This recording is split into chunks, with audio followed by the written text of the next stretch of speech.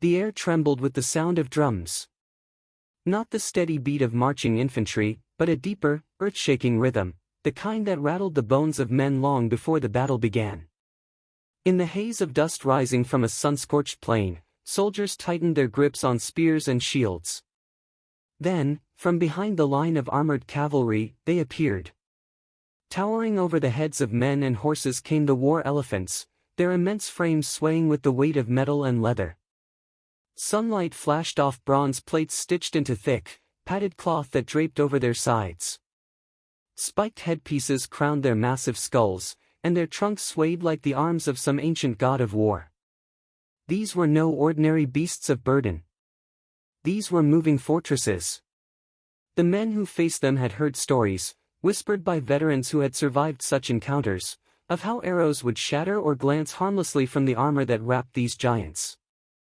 To an untested soldier, it seemed impossible. No living thing could walk through a storm of arrows unscathed, and yet here they were. The battlefield froze in a moment of silence. Even the wind seemed to hold its breath. Then came the volley. Archers released their strings, and a dark cloud of arrows screamed through the air. The first shafts found their marks on the ironclad beasts, only to splinter, tumble, or stick uselessly in layered hide and metal. The elephants did not slow. With each thundering step, the ground quaked, and the enemy lines seemed to shrink beneath their shadow. The symbol and the weapon. To understand the elephant armor that could stop arrows, we must first understand what the war elephant meant to ancient armies. In the kingdoms of India, Southeast Asia, and later in the armies of the Hellenistic world, the elephant was more than a weapon, it was a declaration. Its size and presence were meant to break the will of an enemy before the first spear was thrown. To face one in battle was to face a creature as tall as a siege tower, with tusks that could gore a cavalry horse in a single charge. Commanders knew that the psychological shock alone could rout less disciplined troops. But the value of such a weapon made them prime targets. Enemies learned to focus their missile fire on elephants, wounding them into panic or death, often turning their massive bodies into chaos within their own ranks. It was this vulnerability that birthed the innovation of elephant armor. The birth of arrow-proof hide. The earliest depictions of armored elephants appear in the relief carvings of ancient India, dating back to the Mauryan Empire in the 3rd century BCE. These elephants were draped in kanthaka, thick quilted cloth, reinforced with strips of leather and, in some cases, metal scales or plates. The goal was not invincibility, but protection of vital areas, the forehead, trunk, ears, and flanks. Imagine the process: blacksmiths forging plates, leatherworkers stitching layers by hand, and commanders inspecting the fit on a restless beast. Every suit of armor had to balance weight with mobility. Too much metal, and the elephant would tire before reaching the enemy. Too little, and the armor might as well be decoration. The result was a marvel of battlefield engineering, armor that could spread the impact of an arrow across a larger surface, making penetration difficult. Against lighter bows, it was nearly impervious. Against heavy war bows, it could still save an elephant's life long enough to break the enemy line. A weapon to shape empires. The use of armored elephants was not confined to the Indian subcontinent. After Alexander the Great's campaign reached the Indus River, his successors in the Seleucid Empire began to employ elephants in their armies, adopting and adapting the armor designs they had witnessed. In the Mediterranean, the Carthaginians, most famously under Hannibal, would also experiment with armor for their elephants during their campaigns against Rome. Wherever they marched, armored elephants forced a change in tactics. Walls were reinforced, trenches dug, and specialized weapons, like long pikes and firepots, were devised to counter them. This technological arms race between offense and defense would continue for centuries. The emotional weight of the beast. But beyond tactics and metallurgy, there was an emotional undercurrent to every armored elephant that stepped onto a battlefield. To the men who fought beside them, they were a source of pride and protection. To those who faced them, they were an omen of doom. And to the mahouts, the elephant riders, they were companions and charges whose survival depended on the quality of the armor they wore. In the dust and heat of ancient war, the line between man and beast blurred. Both were soldiers. Both were at the mercy of the same arrows. The road to the arrow storm. This opening chapter sets the stage for the central tension of our story, a clash between the ingenuity of armorers and the relentless innovation of those determined to bring the giants down. The elephant armor that could stop arrows was no myth. It was a triumph of ancient craftsmanship, and it would be tested in battles where the sky itself turned black with death. The war elephant was already a weapon of awe before armor ever touched its hide. But in the hands of the first great empires, armor transformed these creatures from fearsome beasts into living fortresses, titans that could shatter enemy lines and endure the deadliest missile fire of the ancient world. Mauryan masters of the battlefield. Our story begins in the 3rd century BCE with the Mauryan Empire, whose armies were among the largest and most organized of their age. Under Emperor Chandragupta and his grandson Ashoka, the Mauryans perfected the deployment of elephants in massed formations. Contemporary accounts describe entire regiments of war elephants, some numbering hundreds, each with its own cadre of mahouts, support infantry, and dedicated armorers. The armor of the Mauryans was as much a product of art as it was of engineering. The primary layer was kanthaka, a thick quilted textile stuffed with cotton or kapok fiber, capable of absorbing the kinetic energy of arrows. Over this base, leather strips or metal scales were sewn in overlapping patterns, a technique that mirrored human lamellar armor. Bronze or iron forehead plates shielded the most vulnerable spot, the space between the eyes, while the trunk was sometimes wrapped in a segmented leather sleeve to prevent disabling strikes. These innovations didn't just protect the animal, they also protected the mahout perched atop its neck, often shielded by a small, tower-like howdah from which javelins could be hurled down on the enemy. From the Indus to the Mediterranean. When Alexander the Great's army clashed with King Porus at the Battle of the Hydaspes in 326 BCE, his Macedonian troops experienced firsthand the terror of armored elephants. Even after victory, Alexander recognized their strategic potential. The surviving elephants were incorporated into his army, and the knowledge of their armor traveled west with his successors, the Diadochi. The Seleucid Empire, stretching from the eastern Mediterranean to the edges of India, became the next great innovator. Their elephants, supplied through alliances and tribute from Indian states, were outfitted with similar quilted and plated protection. However, Seleucid armor was often heavier, bronze scales riveted to leather, reflecting the greater prevalence of metal resources in the Mediterranean world. The trade-off was slower movement, but in siege assaults, raw power mattered more than speed. The psychological weapon refined by the 2nd century BCE, the concept of armored elephants had spread across multiple cultures. In Southeast Asia, kingdoms such as Pagan and Khmer fielded elephants whose armor was adorned with elaborate patterns, reinforcing their status as royal and divine symbols. In battle, the glint of sunlight on gold-inlaid plates could demoralize an enemy before the first arrow was loosed. To the armies that faced them, armored elephants presented a tactical nightmare. Traditional anti-elephant strategies, concentrated missile fire at unarmored flanks or targeting the mahout, became far less effective. Archers had to aim for the narrow gaps in the armor, while pikemen risked being trampled before they could strike. The arms race begins, but war is an eternal cycle of adaptation. As elephant armor improved, so too did the weapons designed to defeat it. Enemy states began training elite archers with stronger composite bows, capable of punching through quilted armor at close range. Others developed hooked pikes to snag and pull off armor sections in the chaos of combat. Fire became another weapon, pots of burning resin hurled to panic the beasts despite their protection.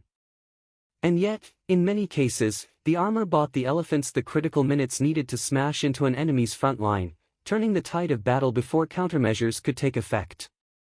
The stage is set by the dawn of the Common Era.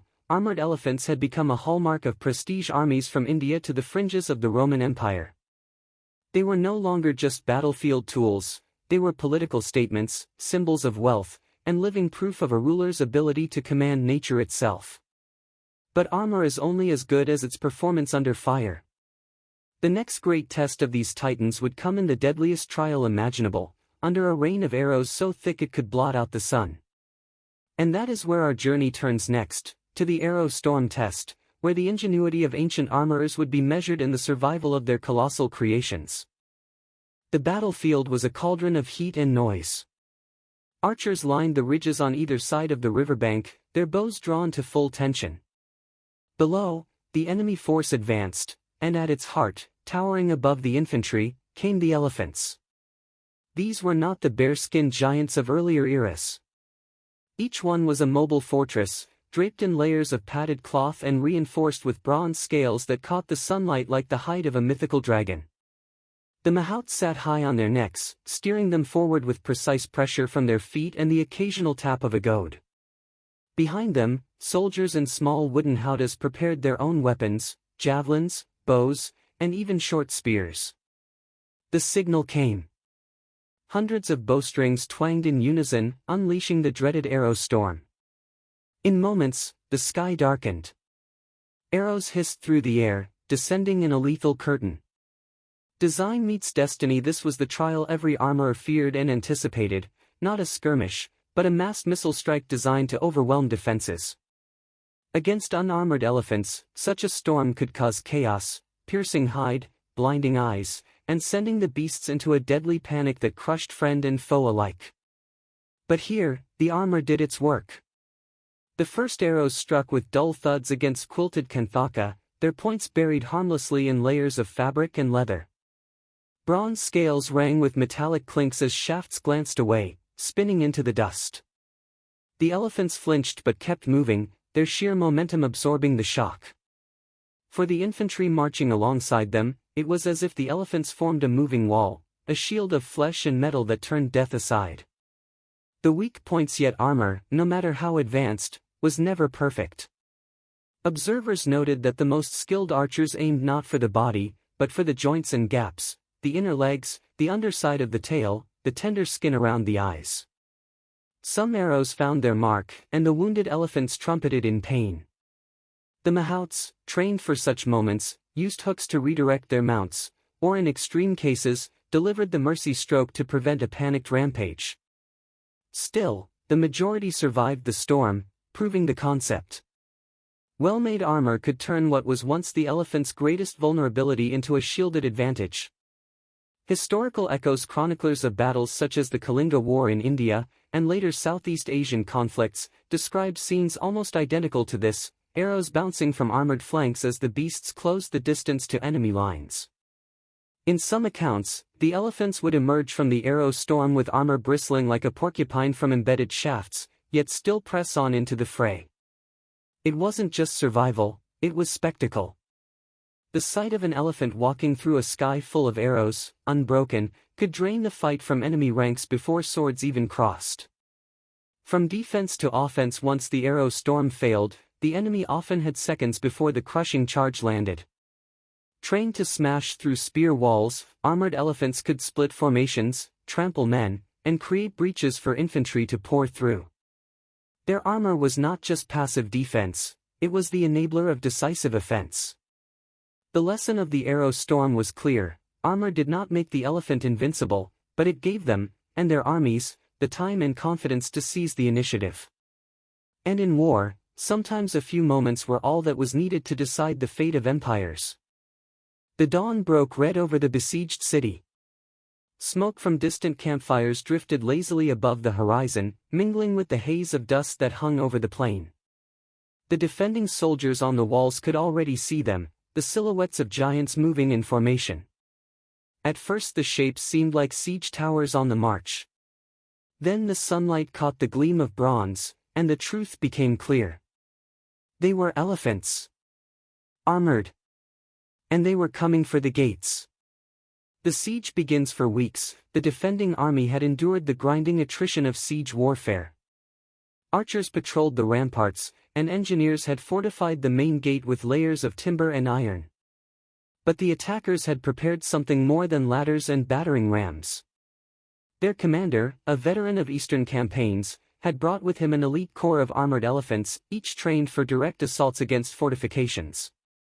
The beasts moved in measured unison, their padded and plated armor swaying with each ponderous step. Heavy bronze masks covered their foreheads, and their tusks were tipped with sharpened iron spikes. Each carried a wooden howdah, manned by archers and javelin throwers who scanned the battlements for exposed defenders. The defenders first strike. The order rang out, and the defenders unleashed their opening barrage. Arrows rained down in dark arcs, aiming for eyes, ears, and joints. But the armor, layered quilted cloth beneath overlapping bronze scales, absorbed or deflected most of the hits. To the men on the wall, it was like watching death itself advance unharmed. Frustration turned to alarm as the elephants closed the distance. The defenders brought up heavier weapons, ballista bolts and flaming pitch. One elephant roared as a burning jar burst against its side, but the wet leather covering beneath the bronze doused most of the flames before they could take hold. The mahout urged it forward, unfazed. The charge with a command from their handler, the lead elephants broke into a run. The earth shook under their combined weight, each step hammering the ground like a drumbeat of doom. The attackers' infantry followed close behind, shields raised, using the elephants as a moving wall to shelter their approach. The first of the giants reached the gate. Its iron-tipped tusks crashed into the wooden beams, while the sheer force of its body slammed against the doors. The defenders poured more missiles down, but the mahouts directed their mounts with precision, pivoting them sideways to block incoming fire while the tusks and trunks continued their relentless assault. Turning the walls, not all the elephants went for the gate. Several were directed toward the base of the wall itself. Their armor allowed them to absorb the blows from above long enough for the Howdah crews to return fire at point-blank range, picking off enemy archers on the battlements. Meanwhile, sappers moved in under their cover to begin undermining the wall's foundations. The defenders fought back fiercely. One elephant collapsed after a concentrated volley found a gap in its armor near the front leg. Its fall shook the ground, scattering the infantry sheltering behind it. But for every loss, another armored titan pressed forward. The breach. After hours of pounding, the main gate finally splintered. The lead elephant drove its tusks deep into the shattered wood, wrenching the remains aside. With a triumphant trumpet, it surged through the breach, trampling the first wave of defenders who stood in its path. The attackers' infantry poured in behind, flooding the streets in a chaotic wave of steel and shouts. From the walls, the defenders saw the city's fate sealed. The sight of an armored elephant inside the gates shattered morale. Some threw down their weapons, others fled deeper into the city. Victory and cost. The siege was won, but not without cost. Several elephants lay still on the field, their armor pierced or scorched. Mahouts mourned the loss of their charges, men who had fought alongside them for years.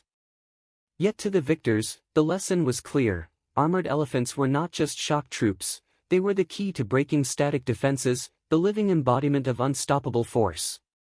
The triumph was not without a shadow. Whispers spread among the camp that this battle had proved something troubling. If armor could keep an elephant alive long enough to smash a city's defenses, what might happen when both sides wielded such power? The answer to that question would come sooner than anyone expected. For the age of armored war elephants was already facing a threat unlike any arrow storm or fortified wall, the arrival of a new technology that would render their armor obsolete.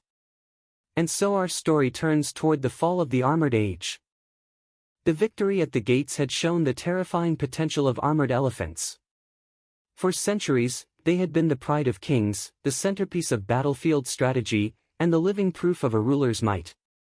But history has a way of rewriting the rules of war, and the age of the ironclad giant was destined to end.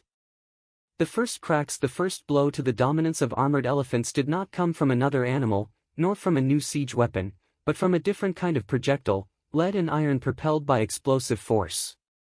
Gunpowder weapons, arriving gradually in the medieval and early modern periods, changed the rhythm of battle. At first, simple hand cannons and primitive firearms were unreliable. But even these posed a danger that armorers could not fully counter. A musket ball could punch through quilted padding, pierce bronze plates, and shatter bone in ways arrows never could. Elephants that once shrugged off volleys of arrows now fell screaming to a single well-placed shot.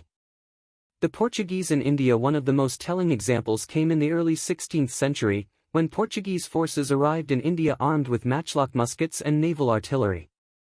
Local kingdoms still fielded war elephants in both offensive and defensive roles, but the Portuguese formations, disciplined in volley fire, could bring down armored beasts before they ever reached the line. Even the thickest kanthaka or bronze scaling was no match for the penetrating power of lead shot. Worse still, the deafening blast of gunpowder weapons could panic elephants, making them turn and trample friendly troops. Changing doctrine as the centuries passed, commanders began to reconsider the elephant's place in war. Maintaining and armoring such creatures was costly and logistically complex. They required vast amounts of food, specialized handlers, and long training periods. Gunpowder armies, by contrast, could field hundreds of infantry with standardized firearms for a fraction of the cost and risk. The elephant, once the decisive force on the field, became a liability against disciplined musket lines and cannons. Armies that had relied on them for centuries began to phase them out, replacing their shock roll with cavalry charges and artillery bombardments. Ceremony over combat. By the 17th century, in much of Asia and the Middle East, armored elephants no longer led charges into battle. Instead, they became symbols of royal power, paraded in festivals and state ceremonies, their armor now as much decoration as defense.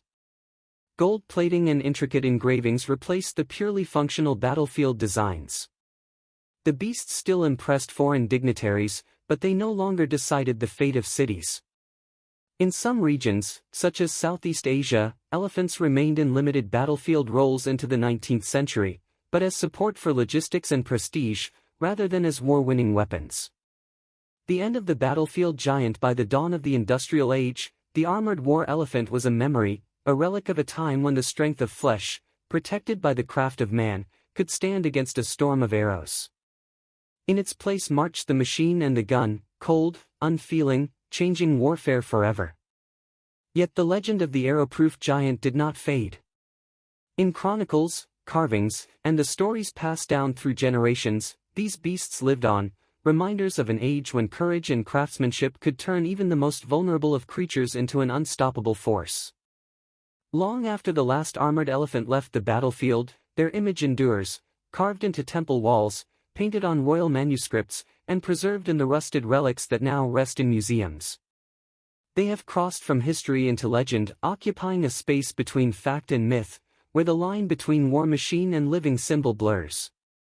Survivors in stone and steel in the museums of Delhi, Bangkok, and Tehran, you can still stand before the remnants of elephant armor, plates of bronze dulled with age, thick quilted textiles now frayed but still showing the careful stitching of artisans long gone. Run your fingers along the dents and you can almost feel the echo of an arrow's impact, the moment when craftsmanship saved a life. These relics speak of more than protection. They are a testament to human ingenuity, the willingness to blend artistry with utility, and the deep bond between man and beast in the crucible of war. The symbol lives on in modern culture. The armored war elephant remains a potent image. They appear in films, novels, and games, always as a symbol of unstoppable strength, ancient glory, or the terrifying grandeur of war. Yet in the lands where they once marched, they hold a dual legacy: pride in their role as emblems of kingship and military genius, and sorrow for the suffering they endured. Festivals in parts of India and Southeast Asia still feature elephants adorned in ornate coverings, echoes of their armored ancestors. The difference is telling: where once those coverings deflected arrows, now they dazzle with gold, silk, and gemstones.